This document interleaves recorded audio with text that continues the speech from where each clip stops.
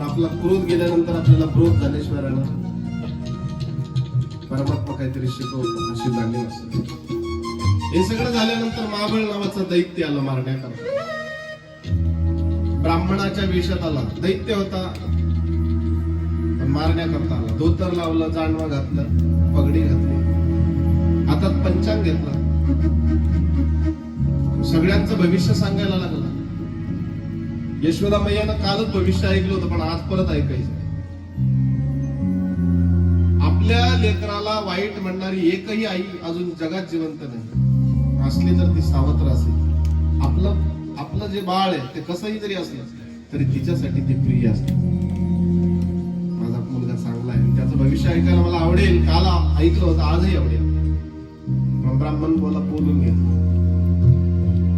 ब्राह्मण कोणा सांगितलं कुठे आहे तुमचा मुलगा, कुठे आहे त्याची पत्रिका, आणा इकडे. त्याने हिसाब केला असं. त्या आकडेवारी मांडावी लागते. कुठल्या तिथीला कुठला वार होता, काय करण, काय वेळ होती, सगळं मांडावं लागतं. गणित करून मग त्यांनी सांगायला सुरुवात केली. 3 पाठात दिली, बसायला पाठ, पाठीला पाठ, पंचांगाला पाठ. यशोदा मैया सांगते, सांगा काय भविष्य माझ्या मुलाचं, बाळाचं काय भविष्य. यशोदे, मागच्या जन्मात हा डुक्कर होता, डुक्कर. देव हसायचा, बरोबर आहे म्हटलं. हिरण्यक्ष नावाच्या दैत्यानं ही पृथ्वी रसातळाला नेली, त्यावेळेला मी डुक्करच झालो होतो. बरोबर सांगतो ब्राह्मण बुवा. यशोदा माता सांगते, ते मागचं नका काढू, पुढचं सांगा, पुढचं सांगा, भविष्य सांगा. म्हटलं हे शेंड्या नक्षत्रावर जन्मलाय, हे कुळाचा नाश करणारे, चोऱ्या करणारे, खोड्या करणारे. देव हसायचा, बरोबर सांगतो म्हटला ब्राह्मण. यशोदा माता सांगते, कालच्या दिवशी गर्गानं सांगितलंय ते खरं की आजचं खरं. गर्गाला काही जमत नाही म्हटलं.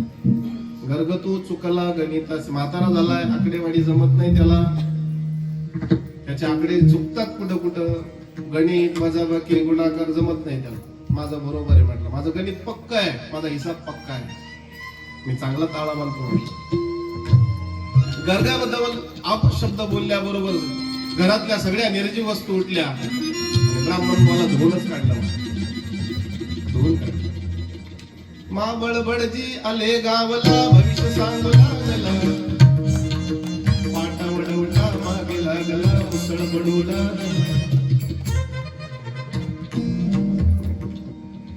सगळ्या घरातल्या निर्जीव वस्तू उठल्या आणि याला प्रसाद द्यायला सुरुवात केली. पहिल्यांदा पाटापाटात भांडण सुरू झालं. एक बसायला पाठ, एक पंचांगाला पाठ, एक पाठीला पाठ. पाठीचा पाठ बोलायला लागला, तुम्ही दोघ जण गडबड करू नका, मी याच्या पाठीत दुधा देतो. जो पंचांगाला पाठ दिला होता तो म्हटला, तुम्ही दोघ जण गडबड करू नका, मी याचा थोबाड फोडतो. आणि जो बसायला पाठ दिला होता तो म्हणतो, तुम्ही दोघ जण गडबड करू नका, मी याला उचलून उलटा करतो. पळता पळता विटंबिला भट दिला पाठीवरी पाठ. हो जानवे तुटले, पंचांग पाटले, धोतर गळाले ढुंगणाचे. हे जानवे तुटले, पंचांग पाटले, धोतर गळाले ढुंगणाचे. धोतर गळाले ढुंगणाचे,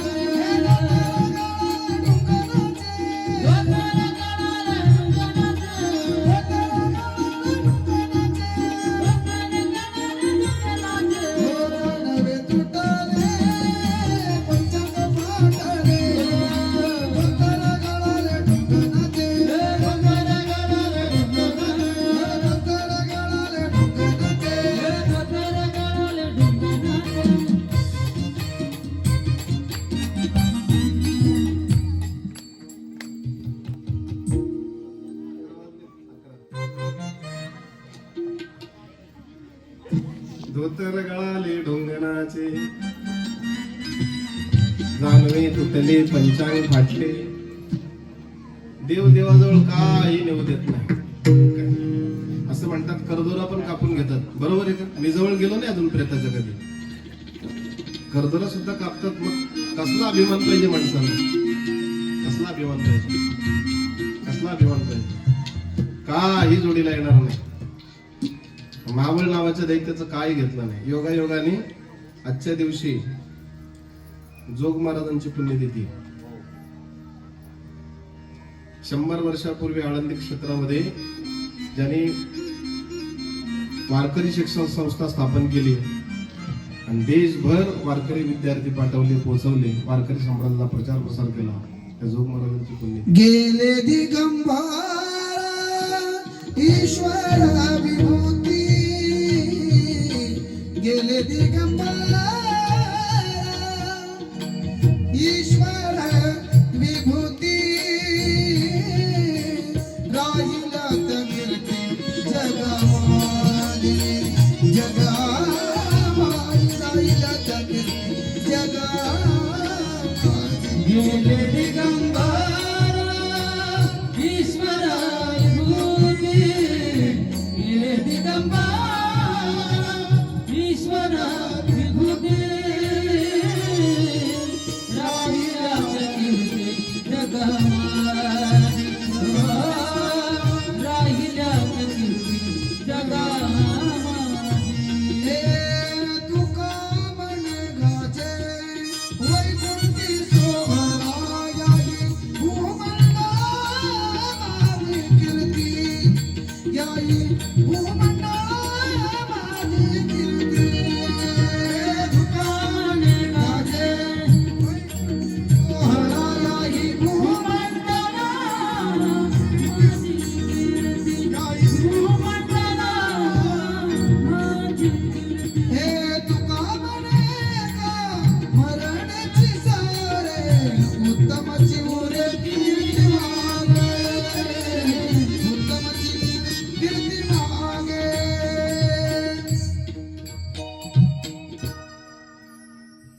पाऊस गेला की झाडाचा हलणं राहतं, ओढ्याला पाणी राहतं, झाडाचा हलणं राहतं. त्यावेळेला कपडे नेतो, काय म्हणतात त्या कपड्याला? आंगडा आणि टोपरं, बरोबर आहे ना? सगळीकडे जनरल येते. त्या आंगड्या आणि टोपऱ्याला खिसा नसतो, असतो खिसा.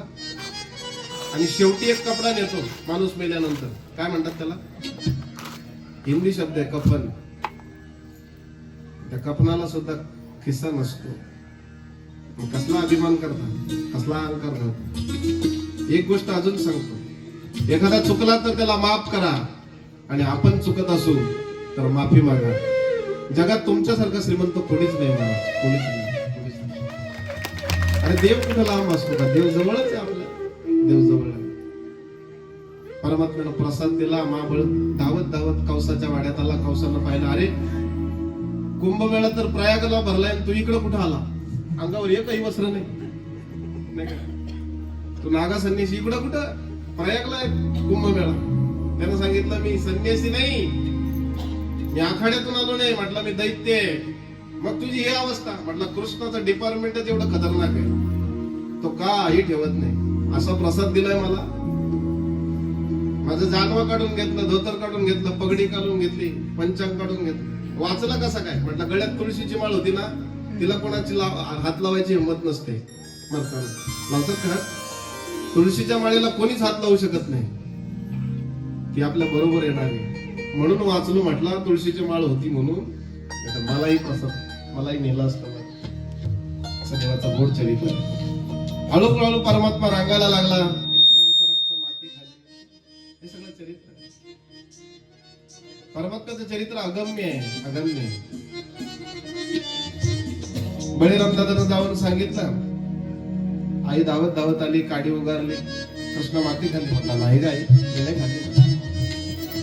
14 भुवन आतमध्ये दाखवली, अतल वितल सुतल तलातल रसातल महातल पाताळ, भू भुवर जन तप म सत्य आणि वैकुंठ.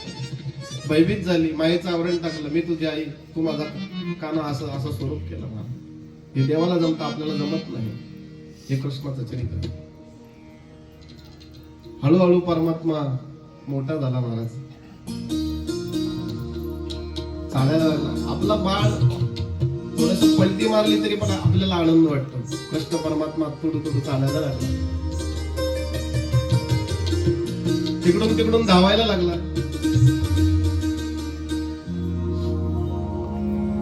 बाळाच्या कृष्णाच्या पायात घुंगूर वाजत,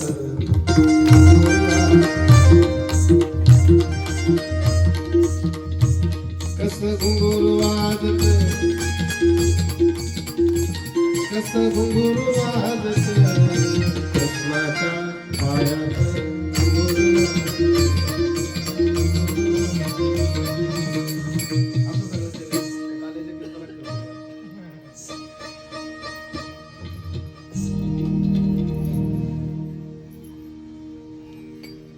गवळ्यांनी सांगायच्या कृष्णा तुला नाचता येतं नाचून दाखव रे. म्हणतो मी फुकट नाचत नाही. खरंच तो फुकट नाचत नाही. ज्याच्या रांगणात नाचतो तिथं नाचतच राहतो. कोणाकडेही नाचत नाही. त्या गवळ्यांनी सांगायचं आम्ही कपभर ताक देतो नाचून दाखव ना. मग परमात्मा नाचायचं बरं का. शेष महेश गणेश दिनेश सुरेश ही गाई निरंतर गावे हरी हरी की छोरिया सचियावर साच प्रेमाच नचा सचियावर साच प्रेमाच नचा सचियावर साच प्रेमाच जगाला चालवतो तो शेष महेश गणेश दिनेश सगळे त्याच्या आधिपत्याखाली आहेत. कोण कोण आहेत? शेष महेश गणेश दिनेश सुरेश ही गाई निरंतर गावे तारी हरी की छोरिया सचियावर साच प्रेमाच हिंदी शब्द सात सात म्हणजे ताक. एक कप भर ताक दाखवायचा. कृष्णा तुला ताक देते पण नाचून दाखवायचा. ताकाकडे पाहून नाचत नव्हता. गवळणींचा भाव पाहायचा आणि परमात्मा टुनटुन उड्या मारायचा महाराज. असं सगळं चिंतन. एके दिवशी देव रडायला लागला. त्याचंही चिंतन आलंय. अनेक ठिकाणी जाऊन आणलं पण रडायचं थांबत नाही. एका बाईने सांगितलं दृष्ट लागली असेल दृष्ट काढ. भागाभागात दृष्ट काढण्याची पद्धत वेगवेगळी आहे. कुठं सुपानं काढतात, कुठं चांबड्याच्या पायतानानं काढतात, कुठं झाडूनं काढतात, कुठं पदरानं काढतात. वेगवेगळी पद्धत आहे. आपल्याकडे पद्धत वेगळी. आपल्याकडे 5 मिरच्या घ्यायच्या असंच आहे ना काहीतरी. मीठ घ्यायचं, मोहरी घ्यायची. द्वापार युगामध्ये पद्धत होती काळ्या गायची शेप घ्यायची अशी फिरवायची. यशोदा मैयानं कृष्णाला पदराच्या आड घेतला. गायांच्या गोठ्यात गेली. काळ्या गायची शेप घेतली. आडगोलं मडगोलं सोन्याचं गाडगोलं रुपयाचा वाळा झेप घे रे माझ्या तान्यावर. पण रडायचं थांबत नाही.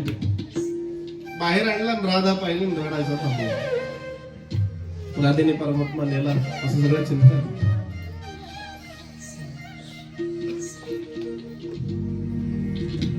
लीलाधर असलेला परमात्मा त्याला काय होता येत नाही.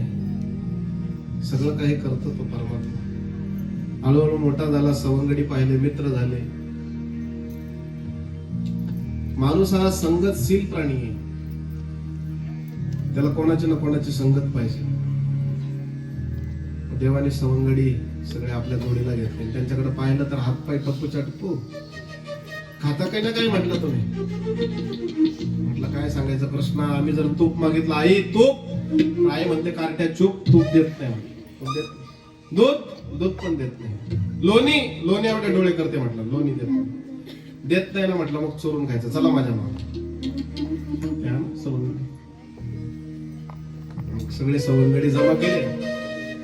श्रीकृष्ण चौर्य मंडळ स्थापन केला. अध्यक्ष परमात्मा, संस्थापक परमात्मा. पंडित हा म्हणजे धार्मिक उत्सव असेल. त्या धार्मिक उत्सवाला राजाश्रयाची गरज आहे. राजाश्रय त्या धार्मिक उत्सवामध्ये जर आश्रित असेल तर तो उत्सव अधिक प्रमाणात चांगला होतो. तुमच्यासारखी माणसं इकडे आहेत. या सगळ्या कार्यक्रमांच्यात मी असतो पडगा परिसरामध्ये. हे सगळे कार्यकर्ते या ठिकाणी येत असतात. आजच्या कार्यक्रमामध्ये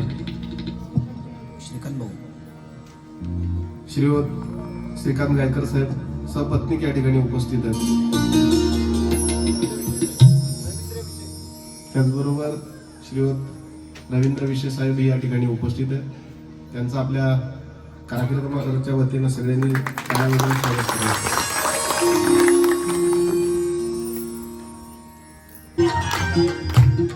बोलू का थोडस. हल्लीच नवरं सगळं बायकोचं बैल झालं. चक्की मध्ये जाताना तुरु तुरु चाल कसा तुरु तुरु चाल तुरु तुरु चाल कसा तुरु तुरु चाल. जुनं जुनं गेलं गेलं. काय राहिलं नाही जुनं. सगळं नवीन आलं. सगळं नवीन आलं. सगळं नवीन. नंदबाबांना बिंद्या दिल्या, पाटल्या दिल्या, बाजूबंद दिली. अजून काय काय भरपूर वर्णन, भरपूर यादी आहे, पण पुढे जायचंय. सुरमा दिनो तेल दिनो कंगी दिनी बालकी, कंगी दिनी बालकी, कंगी दिनी बालकी, नंदगरानंद भयो रे कन्हैया, नंदगरानंद भयो रे कन्हैया.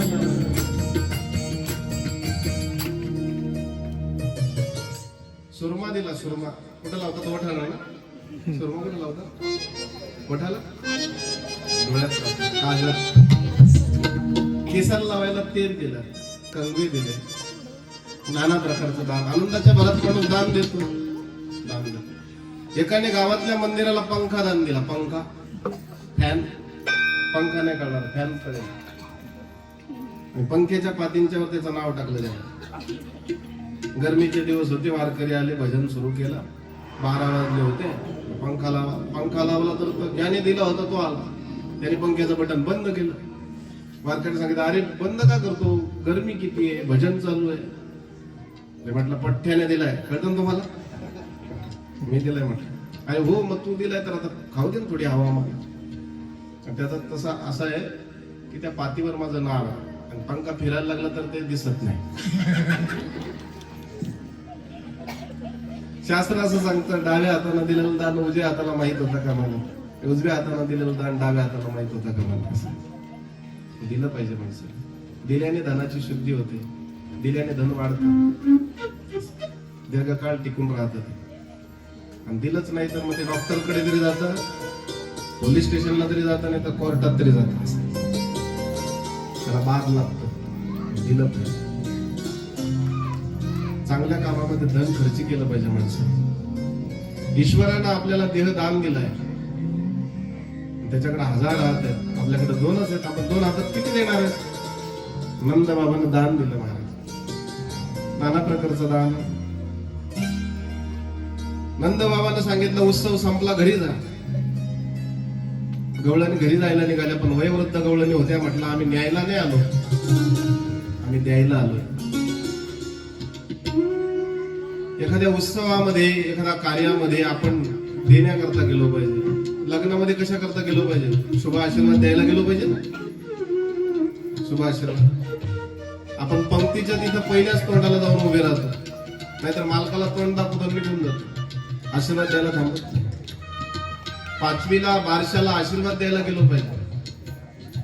त्या मुलाला दीर्घ आयुष्य लागावं याकरता, पण आशीर्वाद द्यायला थांबत नाही. दिलं पाहिजे, आशीर्वाद दिला. वयोवृद्ध गवळणी होत्या. म्हटलं आम्ही न्यायला नाही आलो, आम्ही द्यायला आलो. काय द्यायचे तुम्हाला? म्हटलं आशीर्वाद द्यायचे. मग बाळाची पाळण्याची दोरी घेतली आणि बाळाला आशीर्वाद द्यायला सुरुवात केली. जुग जुग जियो जेशुदा मैया तेरुल, पाळण्याची दोरी अशी.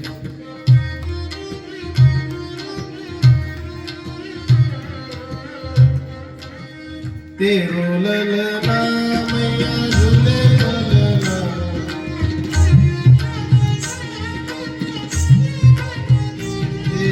तेरुल मैया झुले पलना, जुग जुग जियो जेशुदा मैया तेरुल.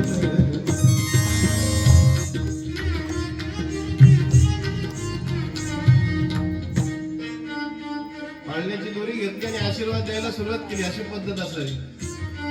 आपल्याकडची पद्धत माहिती आहे मला.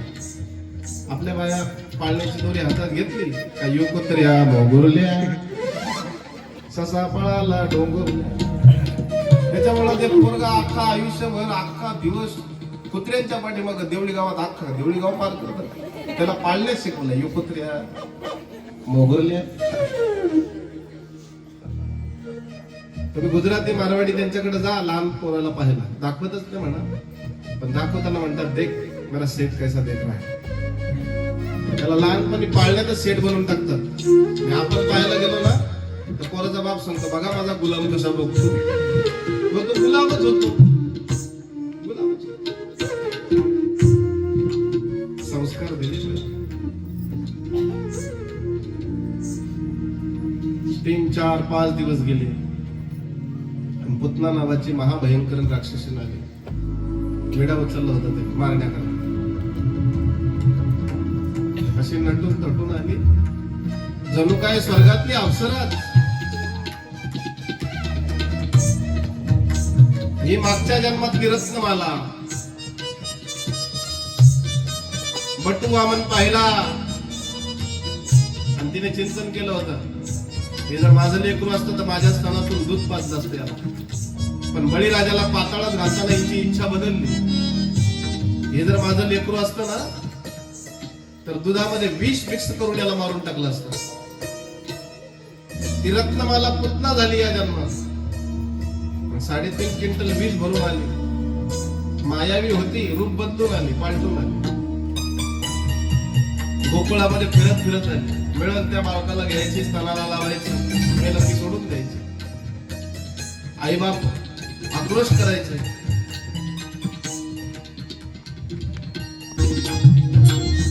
करिता ती शोके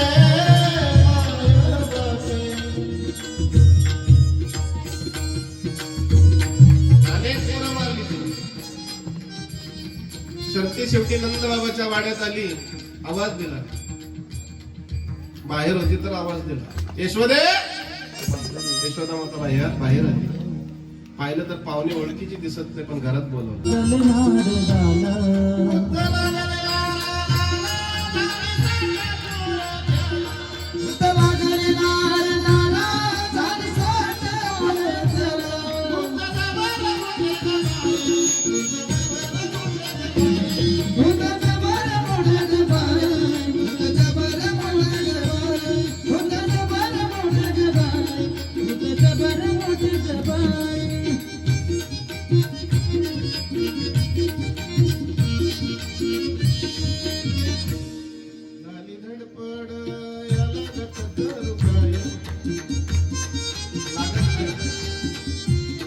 भागवतात नाही.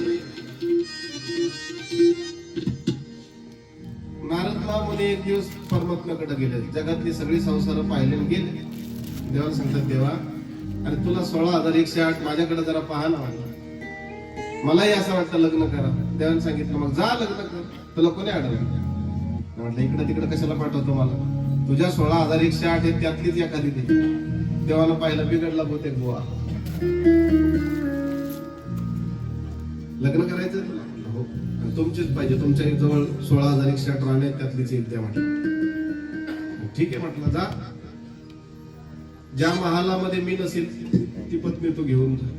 महाराज निघाला. 16,107 महाल फिरला. कुठं देव पूजा करतो, कुठं स्नान करतो, कुठं केस पुसतो, कुठं अंग पुसतो, कुठं देवाला गंध लावतो, असं सांगतो, कुठं माळ जपतो. 16,107 महाल फिरला. घामा घुम झाला महाराज. आणि जवळ आला परमात्म्याच्या हात जोडले. म्हटलं द्यायची नव्हती तर पाहिजे ती कशाला केली. म्हटलं एक महाल अजून शिल्लक आहे रुक्मिणीचा. तर तिकडे गेला नाही ना. म्हटलं तिकडे कसं काय जाऊ. 16,107 महालात तो होता. म्हटलं अनंत रूप आहेत देवाची. रुक्मिणी आई स्वामींच्या महालामध्ये नारदाला पाठवलं आणि हात धरला. तिथं कृष्ण परमात्मा नव्हता. देवाची बायको जिंकली असं माझा देवाचा करार झाला होता. रुक्मिणी आई विचार करतात, रोज आई आई म्हणायचा आणि आज डायरेक्ट बायको झाली. नारदा काय झालं? करार झालाय. जिथं कृष्ण परमात्मा नसेल ती बाई म्हटलं तुम्ही घेऊन जा नारदा. ठीक आहे म्हटलं मी लग्न करायला तयार आहे, पण स्नान संध्या करून ये ना. एका सरोवरामध्ये नारद जे डुबकी लावायला गेले. जाताना चांगले पुरुष होते नारद. बाहेर ज्यावेळेस आले त्यावेळेस त्याची नारदी म्हणजे बाई झाली. भूत लागले नारदाला पहिलं. भूत लागले नारदाला झाली 60 पोरं झाली.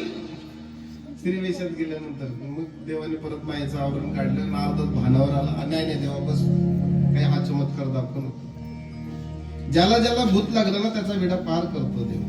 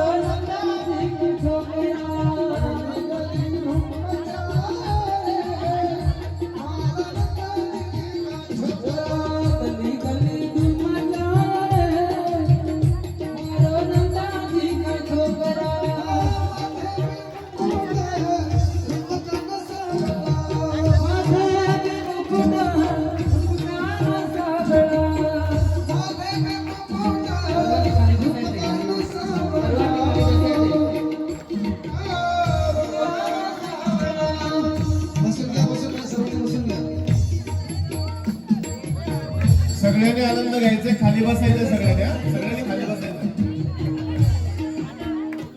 हो माथेर मुकुट रुमकान सावळा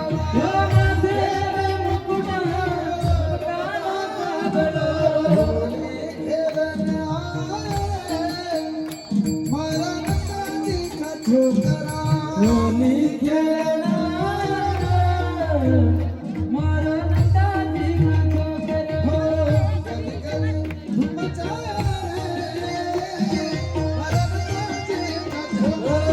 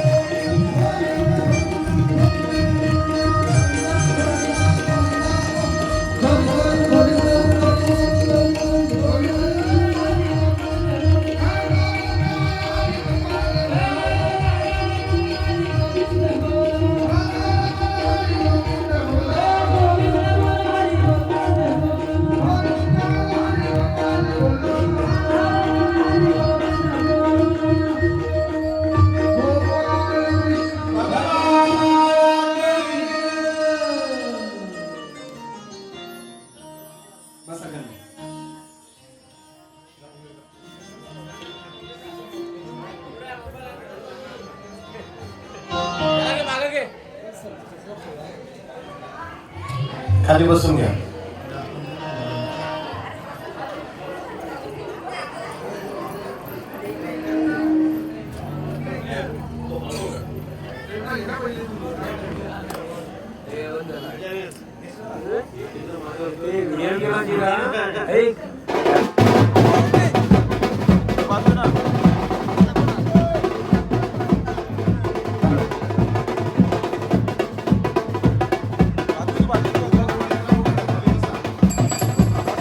सगळ्यांना आनंद घ्यायचा आहे.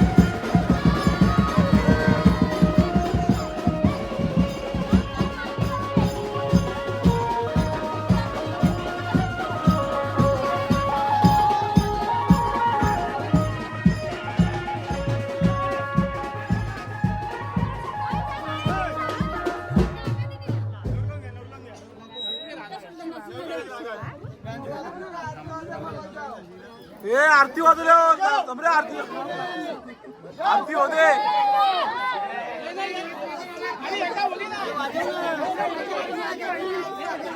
आरती झाल्यावर वाजवले आरती झाल्यावर